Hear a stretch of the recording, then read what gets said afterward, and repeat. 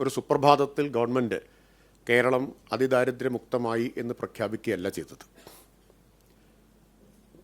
ഉറക്കത്തിൽ നിന്ന് ഞെട്ടിയുണർന്ന് കേരളം ഇതാ അതിദാരിദ്ര്യമുക്തമായിരിക്കുന്നു എന്ന് പ്രഖ്യാപിക്കുകയല്ല ഉണ്ടായത്. 2021 തുടർച്ചയായി രണ്ടാമതും അധികാരത്തിലെത്തിയ ശ്രീ പിണറായി വിജയൻ്റെ നേതൃത്വത്തിലുള്ള മന്ത്രിസഭ സത്യപ്രതിജ്ഞ ചെയ്ത് അവിടെ നിന്ന് നേരെ സെക്രട്ടേറിയറ്റിലെത്തി ചേർന്ന ആദ്യ മന്ത്രിസഭാ യോഗത്തിലെടുത്ത ഒന്നാമത്തെ തീരുമാനമായിരുന്നു ഇത്. അത് അന്ന് തന്നെ ബഹുമാനപ്പെട്ട മുഖ്യമന്ത്രി പത്രസമ്മേളനത്തിലൂടെ പ്രഖ്യാപിക്കുകയും ചെയ്തു. ഈ മന്ത്രിസഭാ യോഗം എടുത്ത ഏറ്റവും പ്രധാനപ്പെട്ട തീരുമാനം ഇതാണ് എന്നും 2025 നവംബർ 1 ആവുമ്പോഴേക്കും ലക്ഷ്യം കൈവരിക്കലാണ് ഉദ്ദേശിക്കുന്നത് എന്നും അന്ന് പ്രഖ്യാപിച്ചതാണ്. അതിനുശേഷം 16/7/2021 ഗവൺമെൻറ് ഇത് സംബന്ധിച്ച വിശദമായ ഒരു മാർഗരേഖ പുറത്തിറക്കുകയുണ്ടായി. 19 പേജുള്ള ആ മാർഗരേഖ വായിച്ചിരുന്നെങ്കിൽ ഈ കത്തിലുള്ള ഒരു ചോദ്യം പോലും ചോദിക്കുമായിരുന്നില്ല. അതാണ് എന്നെ അത്ഭുതപ്പെടുത്തിയത്. ഈ ബേസിക് ഡോക്യുമെൻ്റ് പോലും അതിദാരിദ്ര്യ നിർമ്മാർജ്ജന പ്രക്രിയ എങ്ങനെയാണ്, അതിൻ്റെ മാനദണ്ഡങ്ങൾ എന്തൊക്കെയാണ് എന്നെല്ലാം ഒരു സംശയത്തിനുമിടയില്ലാതെ വിശദീകരിക്കുന്ന ഈ രേഖ പബ്ലിക് ഡൊമൈനിലുണ്ട്, വെബ്സൈറ്റിൽ ലഭ്യമാണ്. ഇപ്പോഴല്ല, 2021 ജൂലൈ 16 മുതൽ അത് ലഭ്യമാണ്. അതിനകത്ത് എല്ലാ കാര്യങ്ങളും കൃത്യമായിട്ട് പറഞ്ഞിട്ടുണ്ട്. എന്താണ്, ആരാണ് അതിദരിദ്രർ? ഇതിൽ കൃത്യമായിട്ട് നിർവചിച്ചിട്ടുണ്ട്.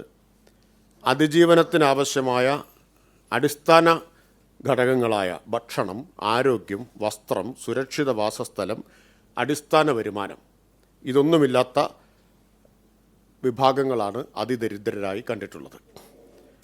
അതിതീവ്ര ക്ലേശഘടകങ്ങളുള്ളവർ. ക്ലേശഘടകങ്ങൾ ഈ ജിയോയിൽ തന്നെ വിശദമായിട്ട് പറഞ്ഞിട്ടുണ്ട്. ഏതെല്ലാമാണ് ക്ലേശഘടകങ്ങൾ? 2 വിഭാഗമായി തിരിച്ചിട്ടുണ്ട്. അതിതീവ്ര ക്ലേശഘടകങ്ങളും തീവ്ര ക്ലേശഘടകങ്ങളും. അതിതീവ്ര ക്ലേശഘടകം ഒന്നുള്ളവരെല്ലാം അതിദരിദ്രരായിട്ട് വരും. തീവ്ര ക്ലേശഘടകങ്ങൾ ഒന്നിൽ കൂടുതലുണ്ടെങ്കിൽ, 2 എണ്ണം ഉണ്ടെങ്കിൽ അതൊരു അതിതീവ്ര ക്ലേശഘടകമായി പരിഗണിച്ചവരും ഇതിനകത്ത് വരുന്നുണ്ട്. ഇതുവരെ ഒരു സർക്കാർ പദ്ധതിയുടെയും ഗുണഭോക്താക്കളായി മാറിയിട്ടില്ലാത്തവരാണ് ഈ അതിദരിദ്ര പട്ടികയിൽ വരുന്നത്. സർക്കാർ പ്രധാനമായിട്ടും കണ്ട കാര്യം അതായിരുന്നു. ഇതുവരെ നടപ്പാക്കിയ ഒരു സർക്കാർ പദ്ധതികളുടെയും ക്ഷേമ പദ്ധതികളുടെയും ആനുകൂല്യം ലഭിച്ചിട്ടില്ലാത്ത, എല്ലാത്തിൻ്റെയും പുറത്തു നിൽക്കുന്ന ഏറ്റവും നിരാശ്രയരായ, നിരാലംബരായ